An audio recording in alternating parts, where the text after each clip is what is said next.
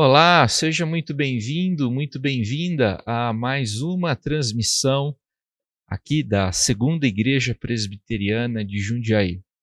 Hoje quero conversar com você sobre o tema Ego Transformado, dando continuidade à nossa série Questões do Coração. Quais são as marcas de um coração total e radicalmente transformado pela graça de Deus? Se confiamos totalmente, plenamente em Cristo, como deve ser o nosso coração? Como deve ficar o nosso ego? Eu quero chamar a sua atenção para alguns versículos do capítulo 4 de 1 Coríntios. Então, por gentileza, abra sua Bíblia em 1 Coríntios, capítulo 4. Nós vamos considerar alguns versículos desse capítulo. Também quero registrar que significativa parte dessa breve reflexão vem do livro cujo título é Ego Transformado e que foi escrito pelo pastor presbiteriano norte-americano Timothy Keller. Esse livro é publicado pela editora Vida Nova.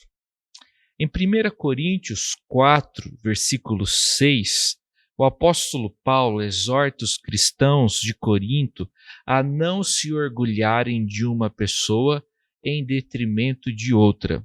Eu quero ler esse versículo nesse momento. 1 Coríntios 4, 6 diz o seguinte: Estas coisas, irmãos, apliquei-as figuradamente a mim mesmo e a Apolo, por vossa causa, para que por nosso exemplo aprendais isso. Não ultrapasseis o que está escrito, a fim de que ninguém se ensoberbeça a favor de um em detrimento de outro. Nesse versículo, Paulo emprega uma palavra incomum, uma palavra infrequente dentro do Novo Testamento. Ele usa uma palavra incomum para fazer referência ao orgulho. Essa palavrinha no grego tem o sentido literal de superinflado, de inchado, distendido além do tamanho normal. Essa informação é sugestiva e nos leva a considerarmos o que a Bíblia diz a respeito do ego humano e também a respeito do que a Bíblia diz sobre o ego daquele que nasceu de novo, daquele que acredita em Jesus Cristo, daquele que recebeu a Cristo como seu Senhor e Salvador pessoal. Em primeiro lugar, o ego humano é vazio. O ego superinflado não tem nada dentro. Ele encontra-se oco, na verdade. A verdade é que o coração humano tenta criar sua identidade. O coração humano tenta sempre se esforçar para criar sua identidade em torno de algo que não seja Deus. O ego humano busca algo que lhe dê senso de valor, de singularidade, de propósito, e nisso o ego humano se apoia. Só que precisamos ser constantemente lembrados de que, se tentarmos colocar algo naquele lugar que era reservado originariamente a Deus, vai sobrar muito espaço. Tudo que colocarmos lá dentro, nesse lugar que deve ser ocupado por Deus, é pequeno diante da realidade de Deus, e tudo que colocarmos ali ficará chacoalhando lá dentro. Se a primeira característica do ego humano é o fato dele ser vazio, a segunda característica é que o ego humano é dolorido. Há algo muito errado com o nosso ego, algo inacreditavelmente errado. O ego vive chamando a atenção para si mesmo, e isso todos os dias, o tempo todo. O tempo inteiro, o ego humano exige que nós avaliemos a nossa aparência e a maneira como outros estão lidando conosco. O ego exige que a gente lide e que a gente avalie com a maneira como somos tratados por outras pessoas, o ego nunca se sente feliz. Vive chamando a atenção para si, visto que é dolorido. A terceira característica do ego, ele é atarefado.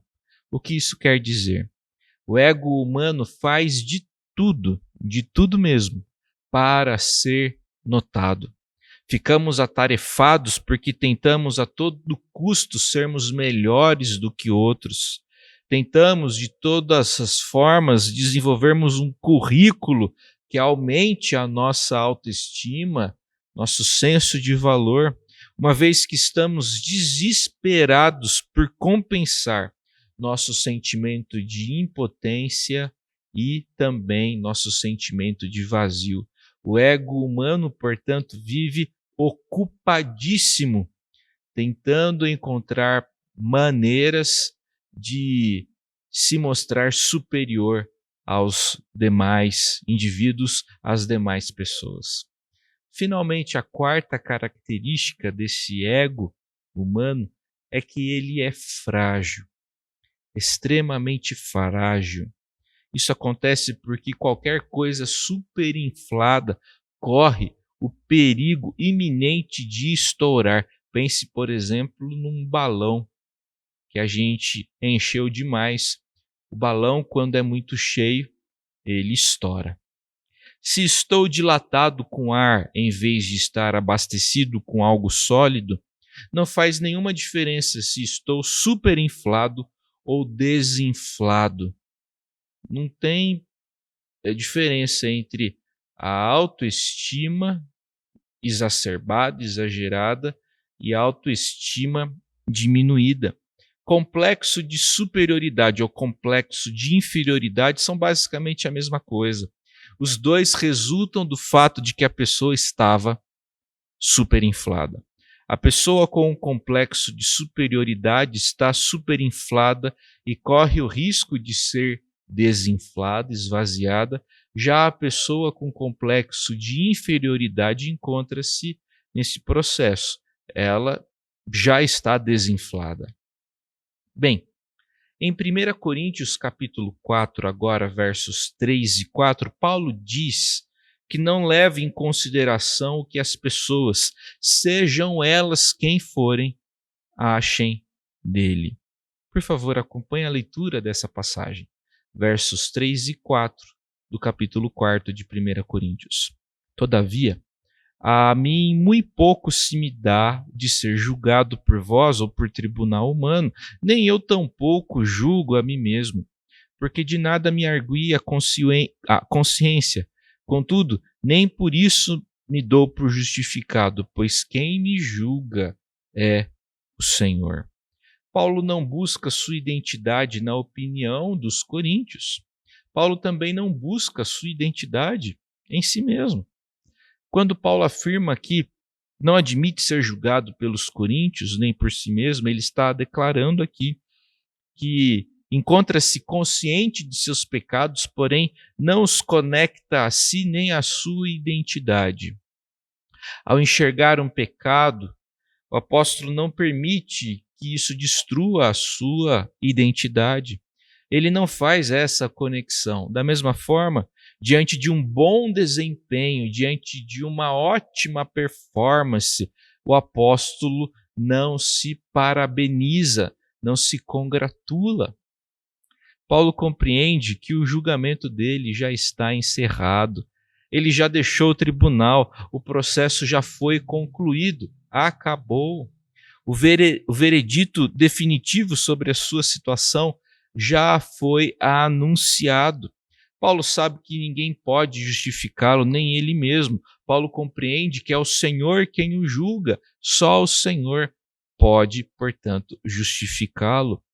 Para Paulo, a opinião que importa é a opinião divina, é a opinião do próprio Deus. Timothy Keller nos ajuda a compreendermos esse tema ao afirmar o seguinte: você já notou que é somente no Evangelho de Jesus Cristo que o veredito é dado antes de desempenharmos nossas ações? vamos compreender isso melhor.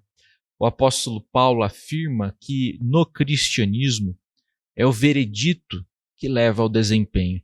Geralmente o procedimento é o inverso. Dependendo do seu comportamento, você alcançará ou receberá esse ou aquele veredito, essa ou aquela opinião a seu respeito. Todavia, no cristianismo, isso é invertido.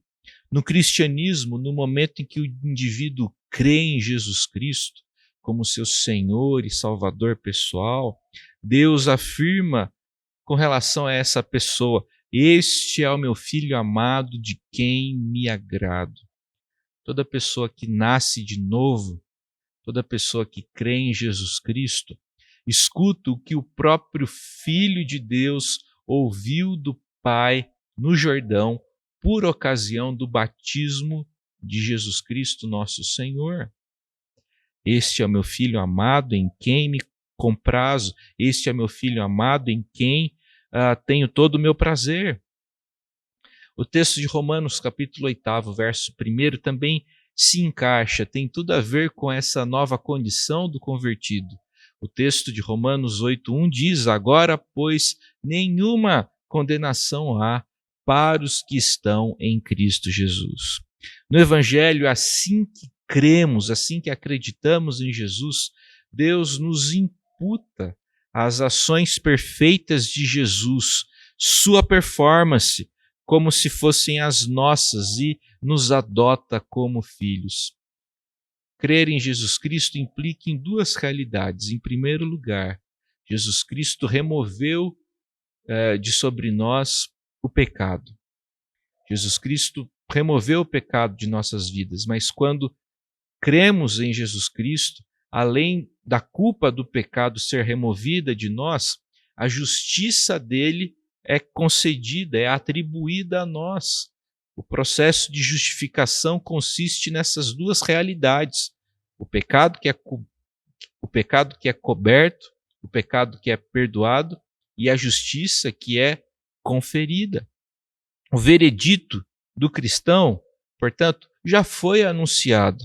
E agora o meu desempenho, minhas ações se dão com base nesse veredito, nessa opinião favorável de Deus a meu respeito, como Deus me ama e me aceita em Cristo. Não preciso ficar fazendo as coisas apenas para melhorar o meu currículo espiritual. Paulo deixou o tribunal de onde as pessoas o julgavam. Ele não está mais sendo julgado. Por quê? Porque Jesus Cristo foi julgado em seu lugar. Jesus esteve diante do tribunal, esteve sob julgamento, um julgamento que foi absolutamente injusto e que partiu de um tribunal corrupto. Porém, Jesus Cristo não reclamou. Jesus fez isso para nos substituir. Ele recebeu a condenação que merecíamos para que pudéssemos receber o perdão que não merecíamos. Jesus encarou o julgamento que deveria ser nosso para que não precisássemos enfrentar mais nenhum julgamento. Portanto, Paulo deixou esse tribunal de onde era julgado pelos homens e pelo próprio Deus, porque compreende que agora, em Cristo, ele foi plenamente perdoado e em Cristo ele foi adotado pelo Senhor. Que essa mesma experiência de Paulo seja a sua e seja a minha, e que o nosso ego seja devidamente ajustado e amoldado pelo Evangelho de Jesus. Eu gostaria de orar nesse momento. Pai, obrigado por essa reflexão, pelas lições que aprendemos com a Tua Palavra, e imploramos para que o nosso ego, ó Deus, não sofra com estima muito elevada, nem com estima diminuída. Pelo contrário, dá-nos a graça de sabermos exatamente quem somos. Em Cristo, o indivíduo é filho amado do Senhor, em quem o Senhor tem prazer. Ó Pai, nos abençoa e nos dê graça. É a nossa oração, em nome de Jesus. Amém.